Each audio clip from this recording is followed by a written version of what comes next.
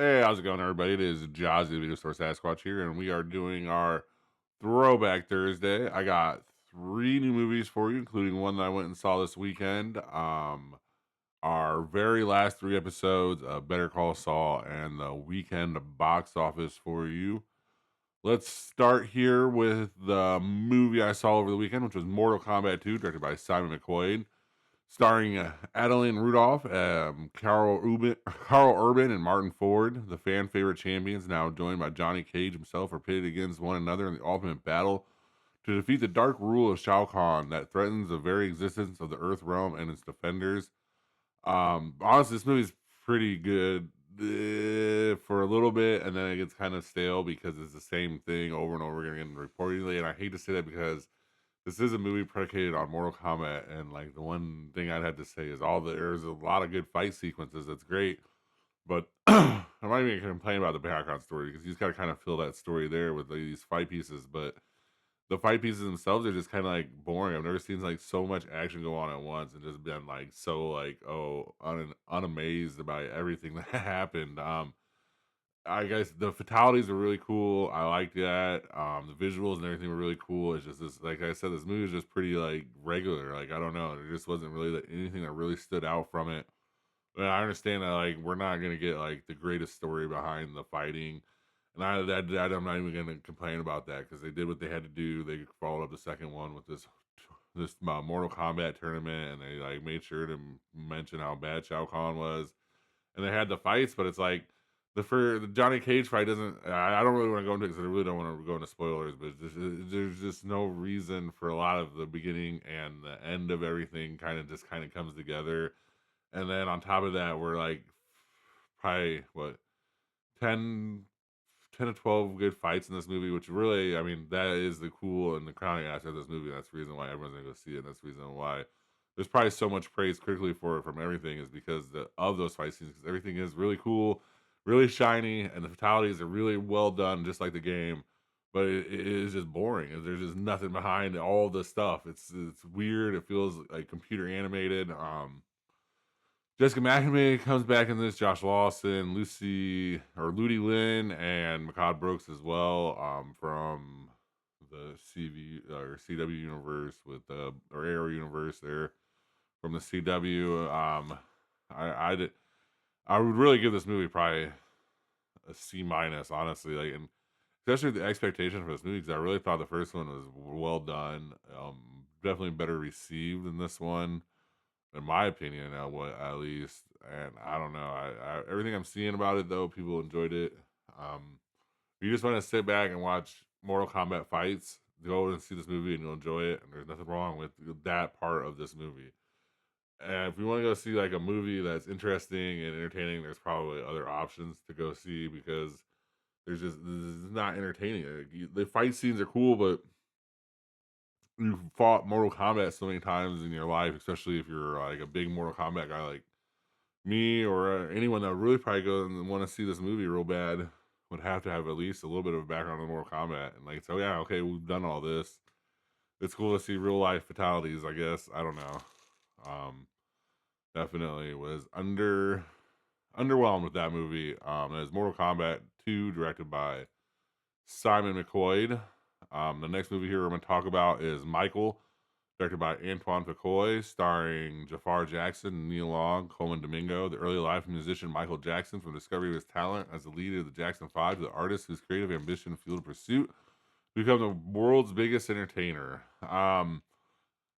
April 24th, 2026, a couple weeks ago, this movie came out, had a budget of 165, an opening of 97, and it's already grossed 581 million. So I mean, this is gonna be a smash hit success no matter which way you looked at it. Miles Teller randomly shows up in this. Keelan Darrell Jones as well is very good in this as the bodyguard or drive man for him. I mean, this is the movie what it is. It's a good Michael Jackson soundtrack behind a story that they want to tell of Michael Jackson, I guess. I mean, I'm not gonna complain about it. It's a biopic, like my opinion on the biopics.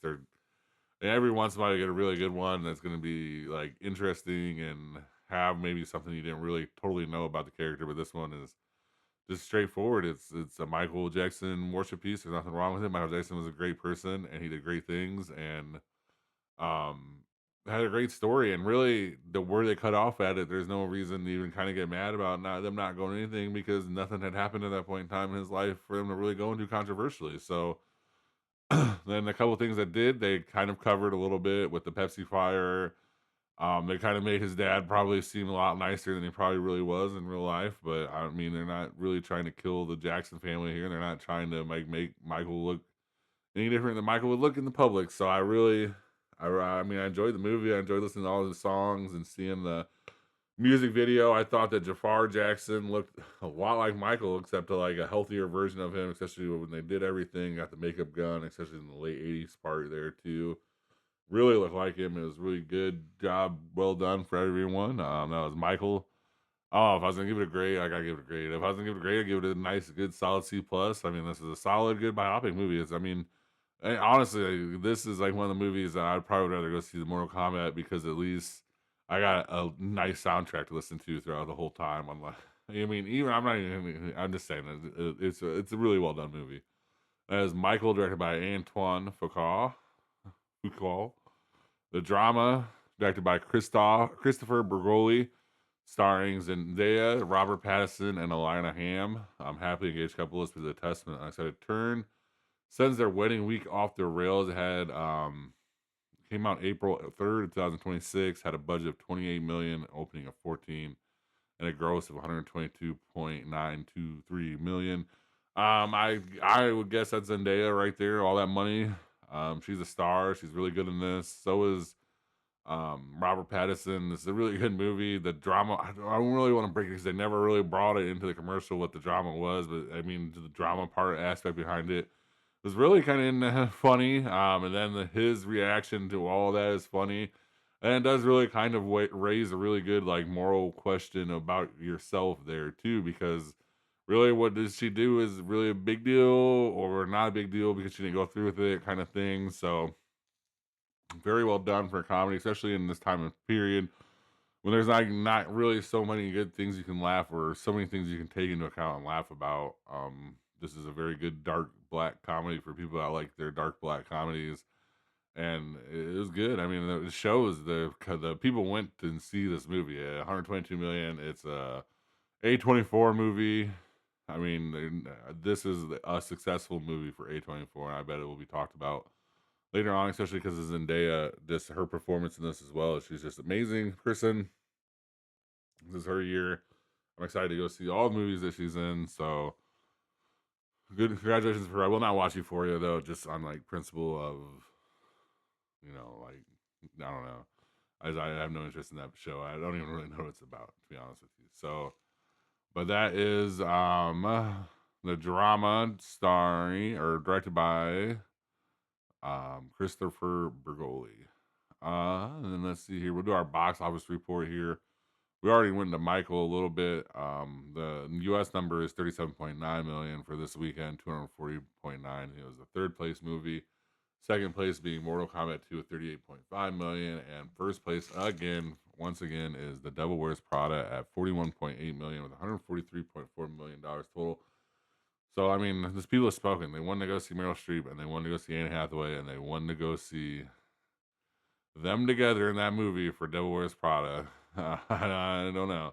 So let's go into our Better Call Saul part of this. We're on the last final 3 episodes of the whole series, season 6, episode 11, Breaking Bad. Start with the kidnapping for Breaking Bad. Francesca, in the present time at a house, she makes a call to Jimmy at the random payphone, and she gives him some hidden. After Jimmy gives her some hidden money, wondering how hot it is there, she tells him that Kim had called to check on her, and that makes him call Kim, and then the conversation does not go well because he beats the phone and then walks away. He goes back to the dude who helped with the mall robbery and has a new scam plan, even though he had already said they were done and never going to do it again. He is at a bar being called Victor, starting sing sick karaoke. He's acting like a mark to this dude at a bar, like taking jokes from him. I believe it's the oldest brother from Home Alone, but he's like taking his shit, taking his jokes, falling for all his gags, and losing bets to him on purpose, getting him as wasted as possible, and then hiding drinks, and then sending him to the taxi where the guy is at. And then as that happens, they go back to the house. They see if there's anything worth robbing and all of that as he falls asleep. And it's just a crazy like scheme that they're working here. We go back to the Breaking Bad part, where They first discuss all the business and aspects of everything they're gonna do and all that, and then a montage of Jimmy and the guy doing their little gig here. Mike gives Saul a breakdown on Walter and Jesse. So that's back to Breaking Bad. Mike gives Saul a breakdown on Walter and Jesse. The old lady is catching videos and hears a dog barking, checks on them outside. Sees that they're there. The guy wants to quit. He doesn't want to do this anymore because the guy that they're about to rob is a cancer patient, and Jimmy is not having any of it. He goes to the house after that. And as this happens, as the end of the episode, and we go into season 6 here, episode 12, Waterworks. Saul in his office thinking, looking at divorce papers from Kim. So this is during probably before, a little bit before Breaking Bad here. Kim in present time. She's in the kitchen with her new husband, walks and starts talking to him. She's having a cookout. It was just like it's Florida, probably on a game day because they brought up Florida State colors. Then we see her at her job in Florida. We were right. Jimmy calls her, and Kim has given a and Kim. And so we go through all this part. Kim was given a full confession to Howard's ex, also to the DA here. They're not going to press any charges on Kim because obviously she didn't murder Howard, but she did let everyone know, and then that's how it kind of gets back to Jimmy eventually. But that's where we are there. Jimmy goes back to the guy's house who the other decided to quit on and scope it out. He is passed out on the floor sleeping.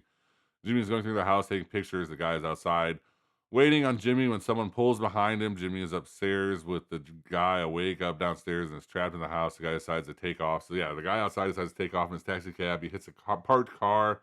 It's pretty hilarious, right in front of the cops. Back to the beginning of this episode where Jimmy and Kim are signing the divorce papers. Jimmy tries to do it very nonchalant, tells her to have a nice life in Florida, and she leaves their office. Jimmy goes back, so that's how that pretty much ends there. It's really kind of crazy sad. Even in Florida, I think that what had happened is that part of Howard and everything and all the decisions she made just broke her because when you see her in Florida, anytime she's asked a question, she always brings up both sides of every question. She's never very competitive to the answers and stuff like that. So I really think that just her decision making abilities and all that was just always in question from all this traumatic experience with Howard. And I just really kind of fucked with her, and that's why she did what she did. Jimmy goes home after being left at the dude's house. The dude called him from jail, calling him his dad, and he calls the dude's mom to have her be the bail's mom. And she gets suspicious. She gets suspicious and goes to the internet, and she calls the police. So she calls the police as Jimmy is showing up. Back in the desert with Mike, they find a water source and have a discussion. And this is where the time machine discussion happens. I kind of remember vaguely or hearing about this, but basically Jimmy asked Mike where he would go back in time. Like basically just saying, if you could change your one regret, what would you change it to? And it's an interesting discussion. Back to Jimmy leaving the old lady, and she's given a description of the car with plate numbers. He's packing up at the house and hears them on the police scanner. He hides in a dumpster as the cops goes in on him, and he surrenders. So he's done for. Better Call Saul is in jail. He's in jail. They're watching his old commercials, and he gets in a solitary cell, and he sees something on the wall last, and calls his old buddy at the DA office. He wants to hire him as his lawyer. It's kind of funny. He meets with the lawyers for agreements. They are laying down to him a life plus 190 years. They're offering 30 years. He gets 7.5 years. And so he eventually gets worked away. Like he's like, I'm gonna pretty much say that Walter White threatened to kill me, and that's how I got introduced to him. And he works his way into a 7.5 year deal from 190 years. He's on his way to jail when he finds out that Kim is being sued by Hamlin's widow over everything she admitted, and he tells his lawyer he remembers something that included Kim. Jimmy gets to the courtroom and completely blows his agreement in front of Kim. It ends with Kim meeting Jimmy and the meeting as his lawyer. This is all sad, all crazy, like ending. I did not expect this way to end it, but like it's kind of perfect, really, because honestly, I think that if Howard had never died and we get a different Saul Goodman and Jimmy and we get a different Kim, but once Howard died, it ruined Kim. Like it shows all of that throughout her life. Like I said, even when they're showing her in Florida, she's incapable of making decisions, and you can just tell that has really affected her whole life. So I mean, I say in another story, they're gonna be like star-crossed lovers, and they're gonna go off. And a matter of fact, I bet they both make a ton of money with Walter White and a different future where Howard somehow lives. But I think the Howard thing kind of killed it, and it kind of really explains Jimmy, and it kind of explains Saul. It's like after that, he didn't care. He was just all about making money, all about the game.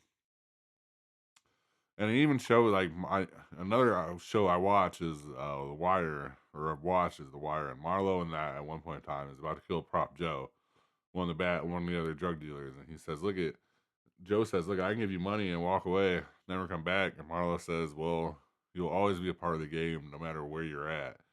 I can't have that." And basically, that's just what Jimmy is. Because as soon as he got a chance to be free, he was free as Gene, and then he got one lick of one person remembering him, and he went right back to scamming Jimmy. And he was trying to do stints and get into the game and be involved with illegal stuff. So it kind of explains Saul there. It kind of explains Slip and Jimmy the whole time too. I mean, every time we see it, we see him go back and back and back into these negative things. So this is a really good show. Vince Gilligan really did a really good job. It really everything about it. I mean, everything here is comedy and then sadness and then just tragedy everywhere in this whole universe that he created with the Better Call Saul, Breaking Bad, and El Camino. So very well done. Yeah, I'm glad you guys voted for it. I'm glad I got to watch it all the way through. I enjoyed it. Just sad to see everything go. You kind of wanted Jimmy to win at the end there, but he just couldn't. And that is our show for today. We have our number three favorite movie tomorrow with the horror movies. We got two or three new horror movies. I can't remember if it's two or three. I know it's two for sure.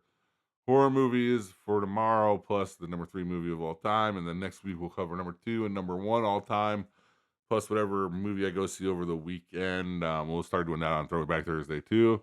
Thank you guys very much for watching, and please have a good rest of your day or night.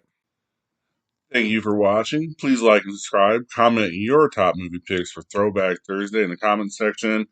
And see you next time in the cave.